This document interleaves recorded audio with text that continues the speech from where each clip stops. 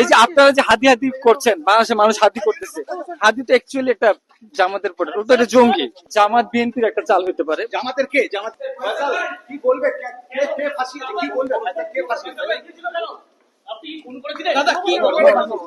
আমি এসব কাজের সাথে জড়িত না। না, খুনটা কি তুমি করেছিলে? নো, তাহলে কে? এটা জামাত বিএনপির একটা চাল হতে পারে। জামাতের কে? জামাতের কে? এটা তো আমি জানি না, অ্যাকচুয়ালি আমি জানি না। হাতি হাতি, এই যে আপনারা যে হাতি হাতি করছেন, বাংলাদেশের মানুষ হাতি করতেছে, হাতি তো অ্যাকচুয়ালি একটা জামাতের প্রোডাক্ট, ওটা একটা জঙ্গি। করেছিল কে? আমি করিনি। তুমি শেষ সময় বাংলাদেশে ছিলে? তুমি বাংলাদেশে ছিলে তো? হ্যাঁ, আমি ছিলাম। তোমাকে সিসিটিভি ফুটেজে দেখা গেছে। আমাকে গুলি করতে দেখা যায় না। তা তুমি চলে এসছো কেন ভারতে তাহলে? গুলিটা কে করলে ভাই? গুলিটা কে করলো? এই মুখ দেখা, মুখ দেখা। জামাতে আমার পেছনে একবার। পেছনে গুলি কে করেছে? ফয়সাল গুলি On কে the করেছে? spot এ আমি ছিলাম না। ফয়সাল জামাতের কে? ফয়সাল জামাতের কে? জামাতের নাম বলছে, জামাতের কে যুক্ত?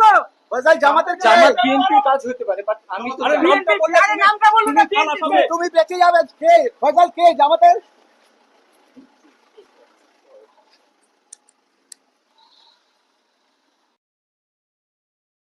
এই যে আপনারা যে হাতি হাতি করছেন, বাংলাদেশের মানুষ হাতি করতেছে, হাতি তো অ্যাকচুয়ালি একটা জামাতের প্রোডাক্ট, ওটা একটা জঙ্গি। ভারতীয় আধিপত্যবাদ বিরোধী লড়াইয়ের আমাদের অন্যতম একজন শহীদ শরীফ ওসমান হাদি ভাই।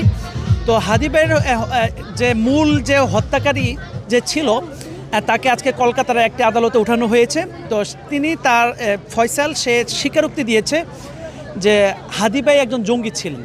হ্যাঁ, তো আমার কথা হচ্ছে যে হাদি ভাই ধরে নিলাম সাময়িক সময়ের জন্য তার কথার যুক্তির খাতিরে যে হাদি ভাই একজন জঙ্গি ছিল, তাহলে একজন জঙ্গিকে হত্যা করা, জঙ্গিকে শ্যুট করার এই অধিকার কি রাষ্ট্র তাকে দিয়েছে কিনা? তো হাদি ভাইকে ওনাকে যে একটা মিথ্যা ব্লেম দেওয়া হলো, এটা আমি তীব্র নিন্দা জানাচ্ছি। হাদি ভাইয়ের কোনো কথায় আপনি যদি জঙ্গি বা কোনো প্রমাণ করতে পারেন, আপনি তার দেশপ্রেমের যে প্রত্যেকটা কথায় আপনি দেখেন, আপনি শুরু হাদি ভাইকে আমরা চিনি কখন থেকে? 24-এর অভ্যুত্থানের পরে আমরা হাদি ভাইকে চিনি, কিন্তু এই 24 অভ্যুত্থান থেকে শুরু করে হাদি ভাই যেদিন মারা গেল, এর একটা দিনও তো আপনার জঙ্গিবাদের একটা কোনো কথা বা বিএনপির একটা চাল হতে পারে। জামাতের কে? জামাতের কে? এটা তো আমি জানি না, অ্যাকচুয়ালি আমি জানি না।